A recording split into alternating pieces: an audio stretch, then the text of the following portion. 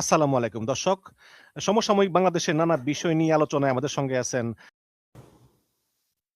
নমস্কার, আমি তরুণ ঘোষ। আমাদের বাংলাদেশের স্বরাষ্ট্রমন্ত্রী সালাউদ্দিন সাহেব তিনি যতই দাবি করুন না বাংলাদেশ শান্তি শৃঙ্খলার মধ্যে আছে এবং বাংলাদেশ আয়ত্তের মধ্যে আছে, তার দাবি হচ্ছে এইটা। কিন্তু আদৌ কি সেটা সত্যি? পাহাড় তো প্রায় হাত থেকে বেরিয়ে যাওয়ার মতো অবস্থা। এখন পাহাড়ের চূড়ান্ত লড়াই হচ্ছে, আপনারা রোজই খবর পাচ্ছেন। আজকে সকালেও 6 জন আহত হয়েছে। অনেকগুলো গ্রুপ তো, আর এলাকাটাও ভিন্ন ধরনের পার্বত্য এলাকা। বাংলাদেশের মানুষ সবাই জানেন, আমাদের পশ্চিমবঙ্গের মানুষ যারা জানেন না তাদের জন্য আমি একটু বলি। এই অঞ্চল পাহাড়টা হচ্ছে রাঙামাটি, খাগড়াছড়ি এবং ওই বান্দরবন, এই 3টে এলাকা জুড়ে হচ্ছে এই পাহাড়টা। আরও ছোটোখাটো অঞ্চল রয়েছে, আমি জানি না। এই পাহাড়ে এই 3টে, আমার যখন উত্তরাখণ্ড দিয়ে যখন যাবেন, দুদিকে পাহাড় আর মধ্যিখানে সরু রাস্তা, অথবা একদিকে নদী চলে গিয়েছে, তার গায়ে হচ্ছে রাস্তা, তারপরে হচ্ছে পাহাড়। এই জায়গাটা, এই রাঙামাটি অঞ্চলটা, রাঙামাটি, খাগড়াছড়ি, বান্দরবন এলাকাটা, এটা হচ্ছে সরু রাস্তা, দুদিকে হচ্ছে আপনার মানে বন বাজার। আমি পশ্চিমবঙ্গের মানুষের জন্য বলছি, বাংলাদেশের মানুষ সবাই জানেন, তারা ওখানে ঘুরতে যেতেন। এখন এইখানে লড়াইটা হয়ে গেছে বিভিন্ন দলের মধ্যে। অনেকগুলো দল বিভক্ত হয়ে গেছে, কোনটা সরকার সমর্থিত আর একটা হচ্ছে আরাকান আর্মি সমর্থিত। আরাকান আর্মি সমর্থিত দলগুলো হচ্ছে আরাকান আর্মিকে সাহায্য করছে কেএনএফ আর ইউপিডিএফ, এই দুটো গোষ্ঠী তাদেরকে সাহায্য করছে। মানে সমস্ত অস্ত্র ফস্ত্র নিয়ে তারাও আরাকান আর্মির সঙ্গে লড়ছে। আর উল্টো দিকে সরকার সমর্থিত, মানে জান্তা সরকার সমর্থিত সম্ভবত কেপিএফ বলে একটি ফ্রন্ট রয়েছে। কেপিএফ, আমি ফ্রন্টটা মনে আছে, বাকিটা মনে নেই। এই তারা এই জান্তা সরকারের হয়ে তারা ওখানে লড়ছে, পিছনে জান্তা সরকার রয়েছে। তারাই এয়ার স্ট্রাইকটা করেছিল এবং আবার এয়ার স্ট্রাইকটা শুরু হবে বলে শোনা যাচ্ছে। এখন এই যে আমি আগের দিন বলেছিলাম না, আরাকান আর্মিকে যদি আপনারা দেশ থেকে না বার করতে পারেন, তাহলে বাংলাদেশের ওপরে কিন্তু বিপদ সংকেত নেমে আসছে। কারণ দুটো দেশকে আপনার কথা দিয়েছে জান্তা সরকার যে তাদের সম্পদ সুরক্ষিত থাকবে। একটা হচ্ছে চীন, একটা হচ্ছে ভারত। ভারতের ওখানে কালাদান প্রজেক্ট রয়েছে, সেটাতে প্রচুর অর্থ বিনিয়োগ রয়েছে। এছাড়া বিভিন্ন পাইপলাইন রয়েছে, তেলের পাইপলাইন রয়েছে।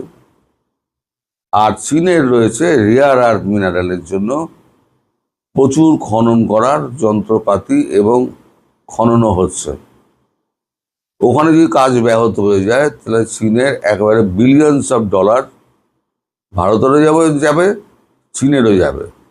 সুতরাং দুই সরকারই, ভারত এবং চীন, দুই সরকারই মিলিতভাবে আরাকান জান্তা সরকারের ওপরতে প্রেশার তৈরি করছে। কিছুদিন আগে ওই জান্তা সরকারের প্রেসিডেন্ট ভারতবর্ষে এসেছিলেন, তারপরে তিনি চীনেও গেছিলেন, এখন খবর পাওয়া যায়। তারপরে তিনি চীনে গেছিলেন। চীনে গিয়ে শি জিনপিং এর সঙ্গে কথা হয়েছে, এখানে যেমন মোদিজির সঙ্গে কথা হয়েছে। তিনি কথা দিয়েছেন যে আপনাদের মানে যে অর্থ এবং সম্পদ সেগুলো সুরক্ষিত থাকবে। কিন্তু এই সুরক্ষিত রাখতে গিয়ে এখন এই যে লড়াইটা হচ্ছে, এই লড়াইটা আটকাতে গেলে এখন বাংলাদেশ সেনাবাহিনীকে ভেতরে ঢুকতে হবে। কিন্তু গতবারে যে অবস্থা হয়েছিল, বাংলাদেশ সেনাবাহিনীর বোধহয় কয়েকজন শহীদ হয়েছিলেন, সঠিক খবর আমি জানি না, সত্যি মিথ্যে আমি জানি না, যতটুকু খবর আমি দূর থেকে পাই আমি তো আপনাদের বলি। আমি সবসময় বলি যে সত্যি মিথ্যে আমি জানি না। তো আজকে শুনলাম 6 জন আরো আহত হয়েছে। আর তাদের মধ্যে কোন দলের আছে এখানে সেটা বলা আমার পক্ষে মুশকিল। আর আহত যিনি হয়েছিলেন ওই আরাকান আর্মির আঞ্চলিক প্রধান, তিনি চট্টগ্রামে চিকিৎসা নিয়ে এখন ওখান থেকে তিনি ছাড়া পেয়ে উনি তার গোষ্ঠীর সঙ্গে থাইল্যান্ডের কোনো একটা বর্ডারে তিনি আশ্রয় নিয়েছেন। বিভিন্ন রাস্তা রয়েছে, তো ওই রাস্তা দিয়ে উনি বেরিয়ে গেছেন। কিন্তু মারপিটটা কিন্তু ক্রমশ বাড়ছে। এখন আগের দিনেই বলেছিলাম যে বাংলাদেশ যদি এইটা আরাকান আর্মিকে আটকাতে না পারে, এখন আরাকান আর্মি এতটাই সাহস হয়ে গিয়েছে, ওই জলকেলির পর তারা কিন্তু ভেতরে ঢুকে মানুষকে শাসাচ্ছে।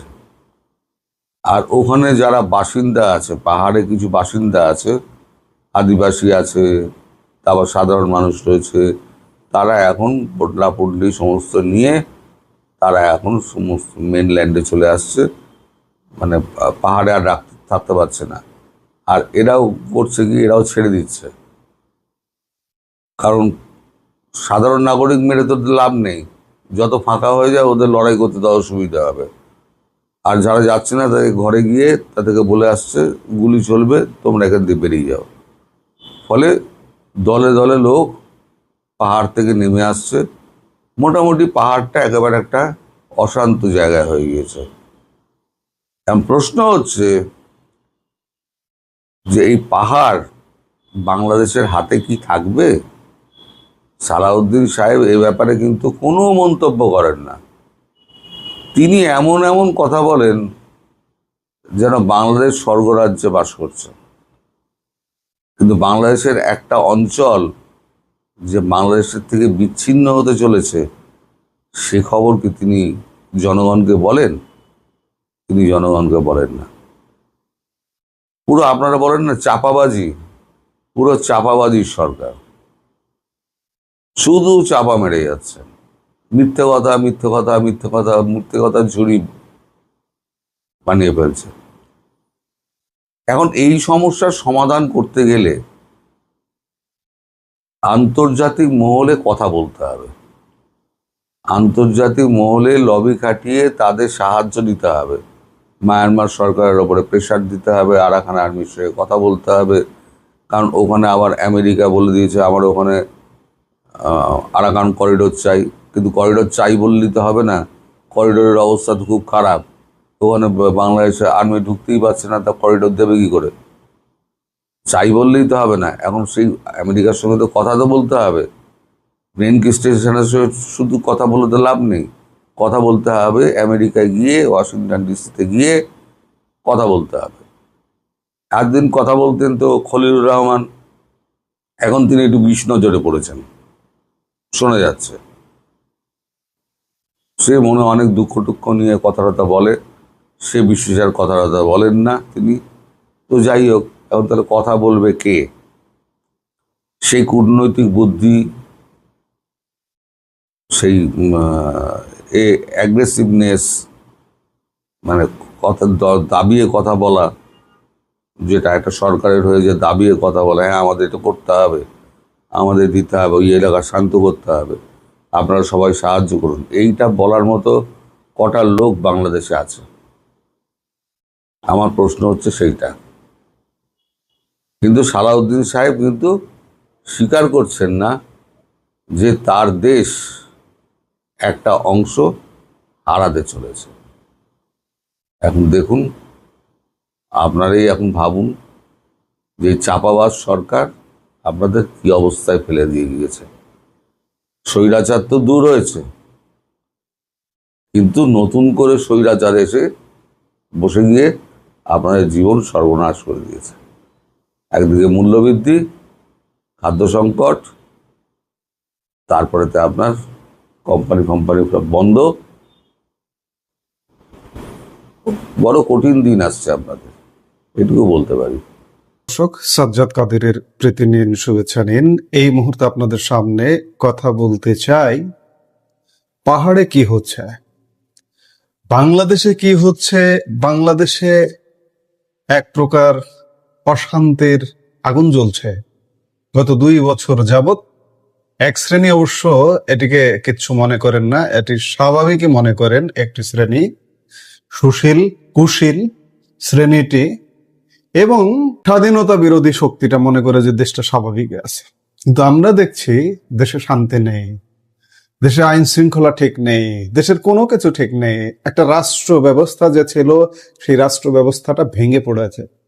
আজকে সেই ধারাবাহিকতায় পাহাড়েও চরম অশান্তির সৃষ্টি হয়েছে, যে অশান্তি থেকে বাংলাদেশের জন্য এটি একটা দারুণ মাথা ব্যথার কারণ হতে পারে, উদ্বেগের কারণ হতে পারে। আমি 2 দিন আগে আলাপ করেছিলাম যে সীমান্তের ওপারে, পাহাড়ের ওপারে আমাদের মিয়ানমার সীমান্ত এবং ভারত সীমান্ত, বিশেষ করে মিয়ানমার সীমান্ত বিদ্রোহী গোষ্ঠীর দখলে।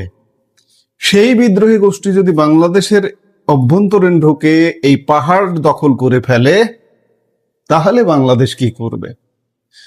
পাহাড়ের অভ্যন্তরীণ বিচ্ছিন্ন সংগঠনগুলো আবারও নতুন করে সক্রিয় হচ্ছে। সক্রিয়তার ফলে তাদের নানান শঙ্কাজনক কর্মকাণ্ডের বিস্তার ঘটছে। সাম্প্রতিক সময়ে বাংলাদেশের একটি গণমাধ্যম টাইমস অফ বাংলাদেশ পরপর 2টি সংবাদ করেছে, গত 22শে জুন একটি এবং আজকে একটি। প্রথমটির শিরোনাম হচ্ছে ইউপিডিএফ এর তৎপরতা বৃদ্ধি, পাহাড়ে সশস্ত্র কর্মকাণ্ড পুনরুত্থানের শঙ্কা। আবার গতকালকে সেই একই গণমাধ্যম শিরোনাম করেছে, পাহাড়ে সশস্ত্র গোষ্ঠী রুখতে সেনা অভিযান জোরদার। এই সংবাদগুলোর আলোকে আপনাকে জিজ্ঞেস করতে চাই যে এই মুহূর্তে বাংলাদেশের ফুসফুস খ্যাত পার্বত্য চট্টগ্রামে কি ঘটছে? আপাত দৃষ্টিতে পাহাড়কে শান্ত মনে হলেও এর ভেতরে ধিক ধিক করে জ্বলছে এক বড় অশান্তির আগুন।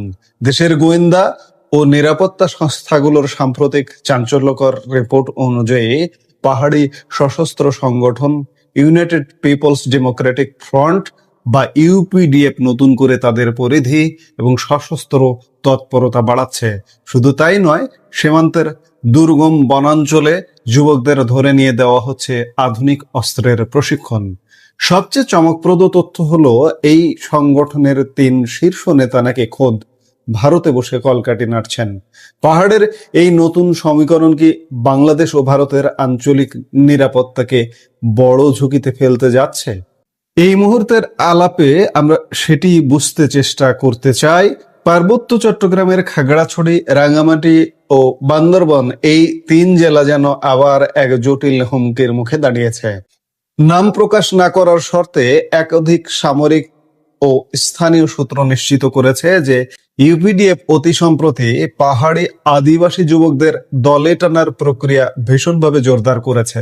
সবচেয়ে উদ্বেগের বিষয় হলো, বাংলাদেশ সীমান্তের কাছাকাছি দুর্গম বনাঞ্চলে এই নতুন সদস্যদের একাংশকে রীতিমতো ভারী এবং স্বয়ংক্রিয় অস্ত্র প্রশিক্ষণ দেওয়া হচ্ছে বলে জোরালো অভিযোগ উঠেছে। নিরাপত্তা বাহিনীর ঊর্ধ্বতন কর্মকর্তারা জানিয়েছেন, পাহাড়ের এই সাম্প্রতিক ও বিপজ্জনক মোড় নেওয়ার ঘটনাটি ইতিমধ্যেই সরকারের সর্বোচ্চ মহলকে আনুষ্ঠানিকভাবে জানানো হয়েছে। যদিও সরকারের পক্ষ থেকে এখন পর্যন্ত কোনো আনুষ্ঠানিক বিবৃতি দেওয়া হয়নি, তবে পাহাড়ি জেলাগুলোর সামগ্রিক নিরাপত্তার ওপর এর কতটা মারাত্মক প্রভাব পড়তে পারে তা অত্যন্ত নিবিড়ভাবে খতিয়ে দেখছে কর্তৃপক্ষ। স্থানীয় বেশ কয়েকটি নির্ভরযোগ্য সূত্র সংবাদ মাধ্যম টাইমস অফ বাংলাদেশকে একটি অত্যন্ত সংবেদনশীল তথ্য জানিয়েছে। তথ্যটি হলো, ইউপিডিএফ এর 3 শীর্ষ নেতা প্রসিত বিকাশ খিসা, রবিশঙ্কর চাকমা এবং মাইকেল চাকমা বর্তমানে বাংলাদেশে নেই। তারা অবস্থান করছেন ভারতে, আর সেখান থেকেই তারা বাংলাদেশের অভ্যন্তরে নিয়মিত যোগাযোগ রক্ষা করে চলেছেন এবং মাঠ পর্যায়ের দিক নির্দেশনা দিচ্ছেন। সূত্রগুলো আরও দাবি করেছে, দেশের বাইরে থেকে নিরবিচ্ছিন্ন আর্থিক ও লজিস্টিক বা কৌশলগত সহায়তা পাওয়ার কারণেই সংগঠনটি পার্বত্য চট্টগ্রাম জুড়ে এত বড় আকারে সদস্য সংগ্রহ অভিযান জোরদার করতে পেরেছে। তাহলে বাংলাদেশ থেকে এখন এই সংগঠনের হাল ধরেছে কারা? মাঠ পর্যায়ের প্রতিবেদন অনুযায়ী শীর্ষ নেতৃত্বের অনুপস্থিতিতে ইউপিডিএফ এর মূল মুখপাত্র হিসেবে বর্তমানে দায়িত্ব পালন করছেন অঙ্গা মারমা। রাঙামাটি জেলায় দলের যাবতীয় সাংগঠনিক ও মাঠ পর্যায়ের বিষয় দেখভাল করছেন অর্কিড চাকমা। খাগড়াছড়িতে কার্যক্রম পরিচালনা করছেন নিরন চাকমা এবং ইউপিডিএফ এর প্রধান ঘাঁটি হিসেবে পরিচিত খাগড়াছড়িতে পাহাড়ি ছাত্র পরিষদের সাবেক নেতা অমল ত্রিপুরা অন্যতম প্রধান নেতার ভূমিকা পালন করছেন। এখানেই শেষ নয়, ইউপিডিএফ ইতোমধ্যে তাদের সশস্ত্র শাখাকে আকার, লজিস্টিক এবং সংখ্যার দিক থেকে আগের চেয়ে অনেক বেশি শক্তিশালী করে তুলেছে। আর এই ভয়ঙ্কর সশস্ত্র শাখার নেতৃত্বে রয়েছেন আনন্দ প্রকাশ চাকমা। প্রতিদ্বন্দ্বী সংগঠন পার্বত্য চট্টগ্রাম জনসংহতি সমিতির দাবি অনুযায়ী এই আনন্দ প্রকাশ চাকমা ছিলেন জম্মু জনগণের ঐতিহাসিক নেতা মানবেন্দ্র নারায়ণ লারমা হত্যাকাণ্ডের সঙ্গে জড়িত সেই কুখ্যাত গ্রুপের অন্যতম সদস্য। ভৌগোলিক দিক থেকে ইউপিডিএফ ঠিক কোথায় কোথায় তাদের শক্ত ঘাঁটি গেড়েছে তা জানা আমাদের দর্শকদের জন্য অত্যন্ত জরুরি। সূত্র অনুযায়ী ইউপিডিএফ এর কেন্দ্রীয় কমান্ড এবং প্রধান ঘাঁটিগুলো মূলত রাঙামাটির কাউখালী উপজেলা এবং খাগড়াছড়ির লক্ষ্মীছড়ি উপজেলার সীমান্তবর্তী দুর্গম এলাকায় অবস্থিত। খাগড়াছড়ি জেলার একটি বিশাল অংশ জুড়ে এই সংগঠনটির উল্লেখযোগ্য ও একক প্রভাব রয়েছে। অন্যদিকে রাঙ্গামাটির নানিয়ারচর, কাউখালী, লংদু এবং বাঘাইছড়ির একাংশে তাদের অত্যন্ত শক্তিশালী উপস্থিতি লক্ষ্য করা যাচ্ছে। এছাড়া রাঙ্গামাটি খাগড়াছড়ি মহাসড়কে অবস্থিত রাঙ্গামাটি সদরের কুতুবছড়ি এলাকাটি তাদের অন্যতম প্রধান ও নিয়ন্ত্রিত আস্তানা হিসেবে পরিচিত। চলমান নজরদারির সঙ্গে যুক্ত নিরাপত্তা কর্মকর্তারা দাবি করছেন এই গোষ্ঠীর অর্থায়ন ও অস্ত্রের সম্ভাব্য উৎস, এমনকি দেশে ও দেশের বাইরে অবস্থানরত শীর্ষ নেতাদের সঙ্গে কারা কারা নিয়মিত যোগাযোগ রাখছেন সেই সংক্রান্ত বিস্তারিত এবং অকাট্য তথ্য এখন নিরাপত্তা সংস্থাগুলোর হাতে রয়েছে। ইউপিডিএফ এর কেন্দ্রীয় মুখপাত্র অঙ্গা মারমা অবশ্য তাদের সংগঠনের বিরুদ্ধে ওঠা সশস্ত্র কর্মকাণ্ডের সমস্ত অভিযোগ দৃঢ়ভাবে অস্বীকার করেছেন। তার দাবি এটি তাদের সংগঠনের বিরুদ্ধে নিরাপত্তা বাহিনীর একটি সাজানো ষড়যন্ত্র। অঙ্গা মারমা স্পষ্টভাবে জানিয়েছেন যে ইউপিডিএফ একটি সম্পূর্ণ গণতান্ত্রিক রাজনৈতিক সংগঠন। তারা পার্বত্য চট্টগ্রামের আদিবাসীদের অধিকার আদায়ের জন্য কেবল রাজনৈতিক সংগ্রাম করছেন। তাদের মূল অবস্থান হলো একমাত্র অর্থপূর্ণ স্বায়ত্ত শাসনের মাধ্যমে পার্বত্য চট্টগ্রামের মানুষের অধিকার নিশ্চিত করা সম্ভব এবং কোনো ধরনের সন্ত্রাসী বা অপরাধমূলক কর্মকাণ্ডের সঙ্গে তাদের বিন্দুমাত্র সম্পৃক্ততা নেই। সংগঠনটি দীর্ঘদিন ধরে এই যুক্তি দেখিয়ে আসছে যে 1997 সালের ঐতিহাসিক পার্বত্য চট্টগ্রাম শান্তি চুক্তি আদিবাসী সম্প্রদায়ের রাজনৈতিক ও মৌলিক আকাঙ্ক্ষা পূরণ করতে সম্পূর্ণ ব্যর্থ হয়েছে। তবে নিরাপত্তা কর্মকর্তারা ইউপিডিএফ এর এই রাজনৈতিক বক্তব্যকে সরাসরি খণ্ডন করেছেন। বেশ কয়েকজন সামরিক কর্মকর্তার দাবি, এই অঞ্চলে সাম্প্রতিক নিরাপত্তা অভিযানগুলোতে যারা গ্রেপ্তার হয়েছে তাদের একটি বড় অংশই সরাসরি ইউপিডিএফ এর সঙ্গে জড়িত। শুধু তাই নয়, অভিযানের সময় উদ্ধার হওয়া বেশ কিছু অস্ত্র সম্পূর্ণ বিদেশি, যার বেশিরভাগই একটি প্রতিবেশী দেশে তৈরি। তবে কৌশলগত কারণে কর্তৃপক্ষ গ্রেপ্তার বা অস্ত্র উদ্ধারের বিস্তারিত তথ্য এখনই প্রকাশ করেনি। এখানে মনে রাখা প্রয়োজন যে ইউপিডিএফ এবং পিসিজেএস এর মধ্যকার এই দ্বন্দ্বের শিকড় প্রায় 3 দশক পুরনো। একসময় পিসিজিএস বা পার্বত্য চট্টগ্রাম জনসংহতি সমিতির নেতৃত্বের সঙ্গেই যুক্ত ছিলেন আজকের ইউপিডিএফ নেতা প্রসিত খিসা ও রবিশঙ্কর চাকমা। কিন্তু 1997 সালের ডিসেম্বরে বাংলাদেশ সরকার ও সন্তু লারমার পিসিজেএস এর মধ্যে শান্তি চুক্তি স্বাক্ষরের পর সন্তু লারমার দল অস্ত্র সমর্পণ করে মূলধারার রাজনীতিতে প্রবেশ করে। অন্যদিকে প্রসিত খিসারের নেতৃত্বে চুক্তির বিরোধী একটি পক্ষ দল থেকে বেরিয়ে গিয়ে 1998 সালে ইউপিডিএফ গঠন করে। স্থানীয় সূত্রগুলোর দাবি, বিগত আওয়ামী লীগ সরকারের আমলে তীব্র আর্থিক ও সাংগঠনিক সংকটের কারণে ইউপিডিএফ এর কার্যক্রম অনেকটাই সীমিত হয়ে পড়েছিল। তবে 2024 সালের অগাস্টে আওয়ামী লীগ সরকারের পতনের পর দেশে যে বড় রাজনৈতিক পট পরিবর্তন হয়েছে তা এই সংগঠনটিকে আবারও মাঠে সক্রিয় হওয়ার এক নতুন সুযোগ করে দিয়েছে।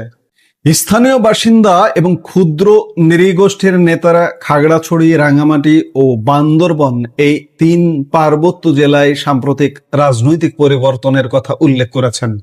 ইউপিডিএফ ঐতিহ্যগতভাবে খাগড়াছড়ির দুর্গম এলাকায় শক্তিশালী হলেও সম্প্রতি তারা আরো নতুন নতুন গ্রামে নিজেদের প্রভাব বিস্তার করেছে। এমনকি বান্দরবান জেলাতেও তাদের তৎপরতা বৃদ্ধির খবর পাওয়া গেছে, যা আগে পিসিজেএস এর একক নিয়ন্ত্রণাধীন ছিল। অন্যদিকে রাঙ্গামাটি এখনো সন্তু লারমার নেতৃত্বাধীন পিসিজেএস এর শক্তিশালী ঘাঁটি হিসেবে রয়ে গেছে। বিশ্লেষকরা বলছেন 1997 সালের শান্তি চুক্তির পূর্ণাঙ্গ বাস্তবায়ন না হওয়ায় পাহাড়ের আদিবাসী সম্প্রদায়গুলোর মধ্যে দীর্ঘদিনের জমে থাকা ক্ষোভ তাদের এই চরমপন্থী রাজনৈতিক মনোভাব তৈরিতে ভূমিকা রাখছে।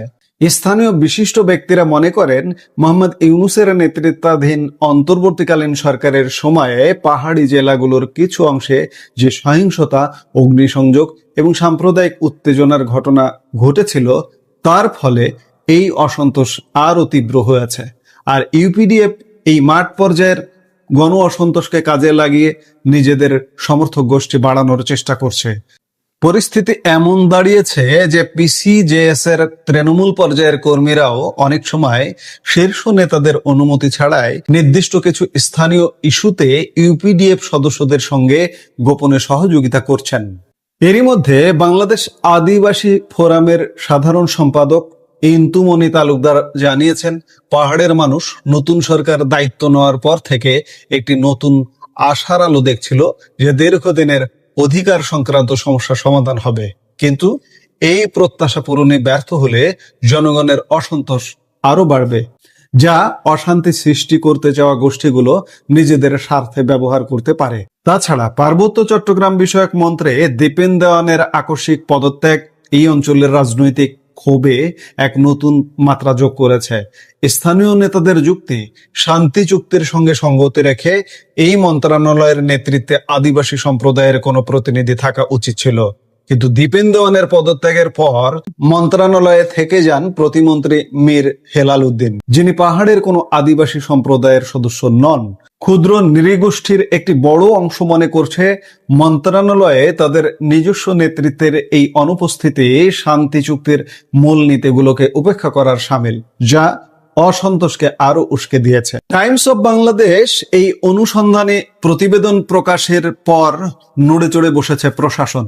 পার্বত্য চট্টগ্রামে পাহাড়ি সশস্ত্র গোষ্ঠীর তৎপরতা রুখতে বাংলাদেশ সেনাবাহিনী তাদের চিরুনি অভিযান ব্যাপক জোরদার করেছে। গত 24 জুন থেকে খাগড়াছড়ি, রাঙ্গামাটি ও বান্দরবন এই 3 জেলার বিভিন্ন দুর্গম এলাকায় ধারাবাহিক বিশেষ অভিযান পরিচালনা করছে সেনাবাহিনী। সবশেষ গত বৃহস্পতিবার বান্দরবন রিজিয়নের অত্যন্ত দুর্গম বেতলাং এলাকায় কুকিচিন ন্যাশনাল আর্মি KNA এবং ইউপিডিএফ এর একটি যৌথ গোপন আস্তানায় বিশেষ যৌথ অভিযান পরিচালনা করে নিরাপত্তা বাহিনী। সেখানে উভয় পক্ষের মধ্যে তীব্র গোলাগুলির ঘটনা ঘটে এবং সশস্ত্র সদস্যরা পালিয়ে যায়। চিন্তা করুন, সেনাবাহিনীর সাথে গোলাগুলি পর্যন্ত হচ্ছে সেখানে। আন্তঃবাহিনী জনসংযোগ পরিদপ্তর আভিযানিক নিরাপত্তার স্বার্থে বিস্তারিত তথ্য গোপন রাখলেও বিভ্রান্তিকর তথ্য প্রচার থেকে বিরত থাকার আহ্বান জানিয়েছে। এর আগে 24 জুন খাগড়াছড়ির পানছড়ি ও রামগড় উপজেলার পৃথক অভিযানে সশস্ত্র সংগঠনের এক সদস্য নিহত হন। পানছড়ির বরকলক এলাকায় অভিযানের সময় সংগঠনের 2 সদস্য দুটি AK-47 রাইফেল, 2টি ম্যাগাজিন ও 132 রাউন্ড গুলি সহ আত্মসমর্পণ করতে বাধ্য হয়। অন্যদিকে রামগড়ের হাজারছড়া এলাকায় আর এক অভিযানে এক সশস্ত্র সদস্য নিহত হয় এবং সেখান থেকেও AK-47 রাইফেল, পাইপগান ও বিপুল গোলাবারুদ উদ্ধার করা হয়। স্বরাষ্ট্র মন্ত্রণালয়ের এক ঊর্ধ্বতন কর্মকর্তা স্পষ্ট জানিয়েছেন, পাহাড়ের এই অস্থিরতার পেছনে জাতীয় ও আন্তর্জাতিক নানাবিধ ভূ রাজনৈতিক ইস্যু রয়েছে এবং পাহাড়কে ব্যবহার করে দেশকে অস্থিতিশীল করার এই চক্রান্ত রুখতে সেনাবাহিনীর অভিযান ও গোয়েন্দা তৎপরতা অব্যাহত থাকবে। 2024 সালের সরকার পরিবর্তনের পর পাহাড়ের পরিস্থিতি ভয়াবহ নাজুক হয়ে পড়েছে, কারণ এই সশস্ত্র গোষ্ঠীগুলো বেসামরিক জনগণের আড়ালে থেকে সাধারণ মানুষকে মানব ঢাল হিসেবে ব্যবহার করার চেষ্টা করছে।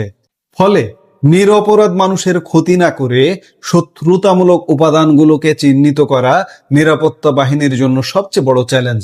এর জন্য শুধু সামরিক অভিযান নয়, বরং একটি সামগ্রিক রাজনৈতিক সিদ্ধান্ত, পারস্পরিক আস্থা বৃদ্ধি এবং উন্নয়নমূলক উদ্যোগের প্রয়োজন। পাহাড়ের এই জটিল ভূ রাজনীতি এবং নিরাপত্তা সংকট কোন দিকে মোড় নেয় তা সময় বলে দেবে। একদিকে সীমান্তের ওপারের বিদ্রোহী গোষ্ঠীর তাণ্ডব, এবং সেই বিদ্রোহী গোষ্ঠী বিশেষ করে আরাকান আর্মি প্রতিনিয়ত এই পাহাড়ি অঞ্চলে বিচরণ করে।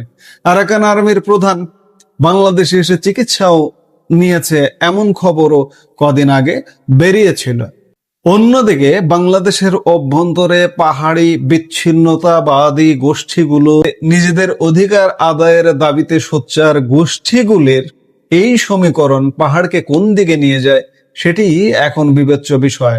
পাহাড়ের এই জটিল ভূ রাজনীতি এবং নিরাপত্তা সংকট কোন দিকে মোড় নেয় তা সময়ই আসলে বলে দেবে। আমরা নিশ্চয়ই সময়ের দিকে নজর রাখবো যে কি ঘটছে। এই মুহূর্তের ভিডিও থেকে বিদায় নিতে চাইছি। দেখা হবে পরবর্তী ভিডিওতে। সে পর্যন্ত ভালো থাকুন, সুস্থ থাকুন।